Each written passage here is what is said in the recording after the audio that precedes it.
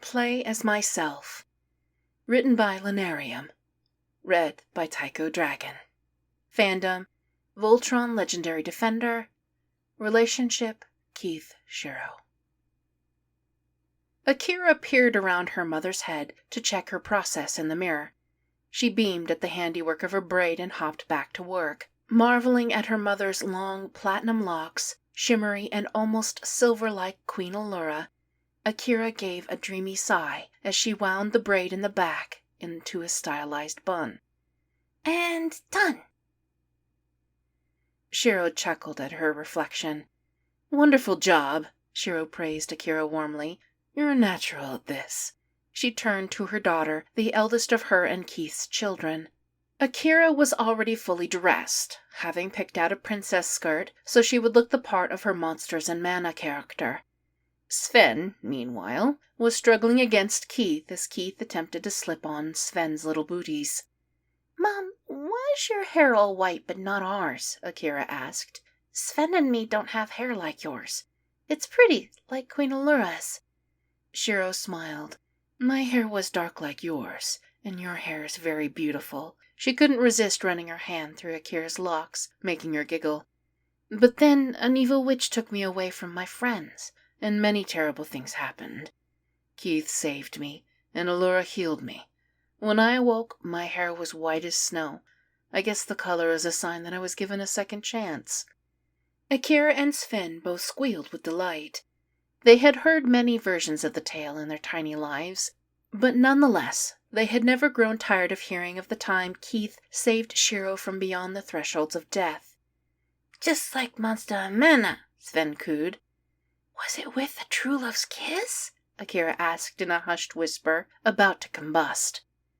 The reality was a little more boring than that, but Shiro offered her a wink to satisfy the curiosity. Earning the desired effect, Akira burst into giddy giggles and ran off. Shiro returned to the mirror. Part of her head was shaved, as she simply could not part with her beloved undercut.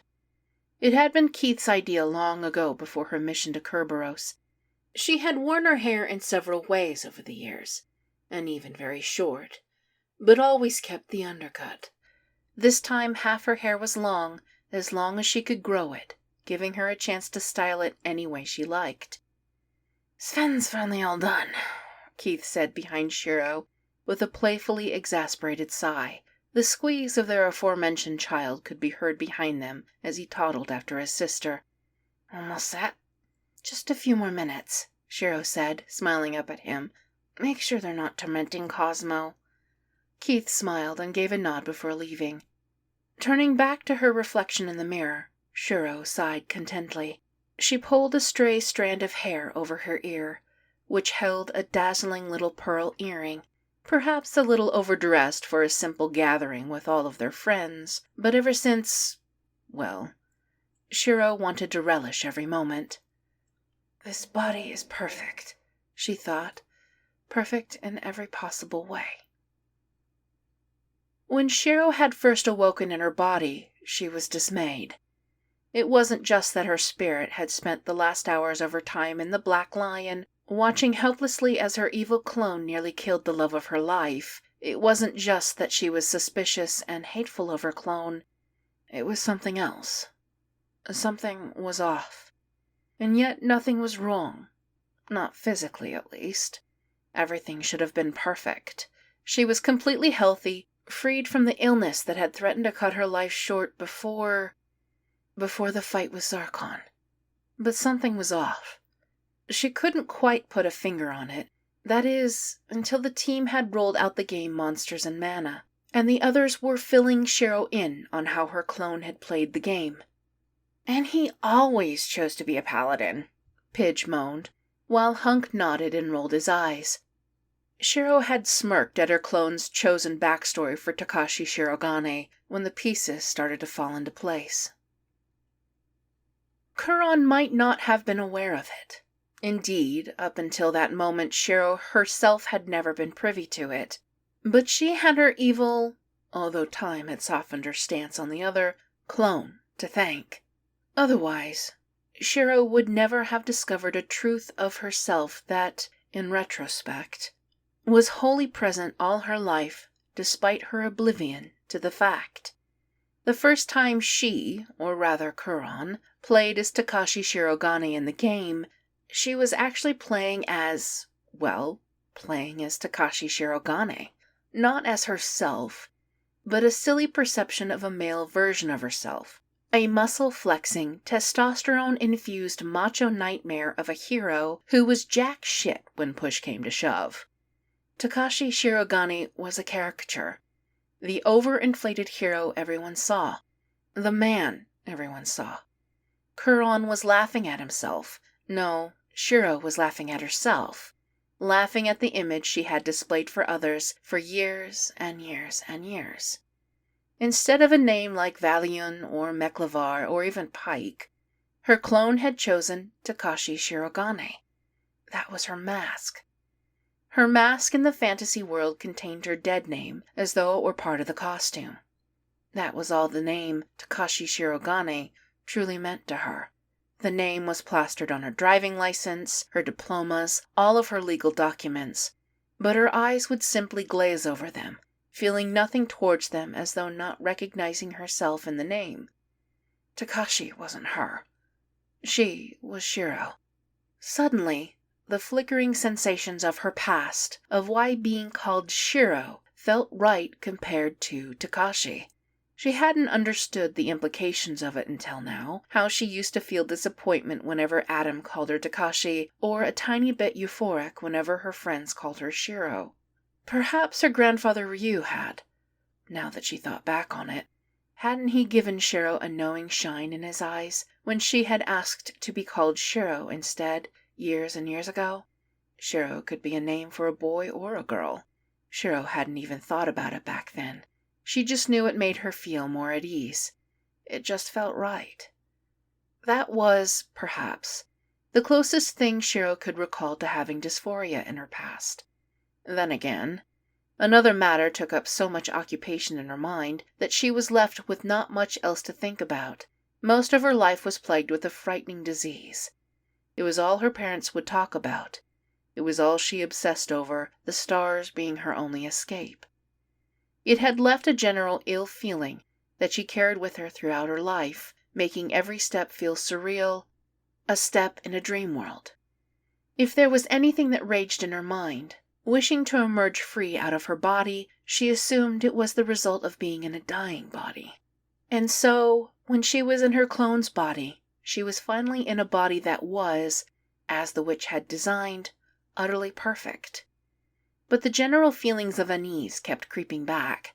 At first she had assumed it was simply being in the body of her clone until she began playing the game. Of all the paladins, her own best friend and lover Keith would understand.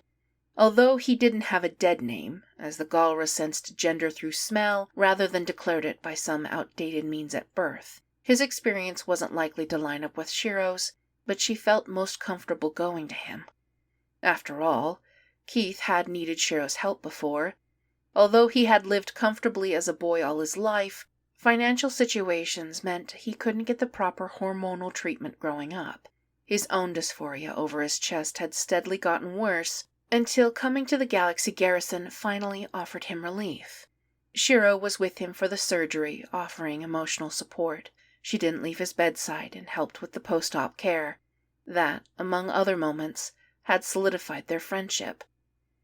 "Hey, Keith," Shiro began one day. They were alone, far from earshot of anyone snooping, even Rommel or Honk. Sensing the tightness in Shiro's voice, Keith leaned closer. "Shiro?" Shiro's heart instantly warmed. Keith was always ready to help in an instant. She could give him the biggest hug if she weren't a nervous wreck. "Remember your surgery?" Shiro motioned around her chest, suddenly panicked. Why was she faltering with opening up about this? Keith would understand. A big step, she realized. This was a really huge step, and she was about to take it. No turning back. Was this what she really wanted? Keith simply nodded. "What about it?" Shiro scoffed. She was so silly to get this nervous. It was only Keith looking up at her with all the care and affection in his beautiful violet gray eyes. But also, she was really going to do this. A deep breath. Her heart fluttered like a butterfly about to take flight. Keith, I've been thinking a lot about this. Ever since I came back, I've learned something about myself. Something very important. And I need to go on hormonal therapy. Similar to yours, but in the other direction. Because The last few words were spoken in a near whisper, fading from her lips in shame. But Keith pounced on her, wrapping his arms tightly around her. She didn't even need to wonder what he thought. His big smile said it all. Takashi Shirogane died again, chewed up by one of the Quranic dragon's attacks. This was a different Takashi from the one Quran had played, which Shiro had argued would be a different character, this time 1,000,000 times more annoyingly macho than before. You died, Mama, Akira whined. Her own character, the great unicorn warrior princess Catalina Lyria, stood near the fallen paladin. And you were so close, Allura tutted sadly. Shiro chuckled. It's okay, Akira. I have another character planned. At this, Hunk, Pidge, and Lance groaned. Even Kuran turned towards her with an apprehensive face. Okay, spit him out, Kuran said, dejected. Her, Shiro corrected. This time I'm thinking of playing as myself.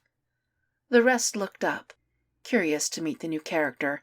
That is, until they saw the commissioned art and their jaws dropped. Everyone, meet Admiral Shiro of the Seven Heavens, High Paladin of the Cosmic Goddess.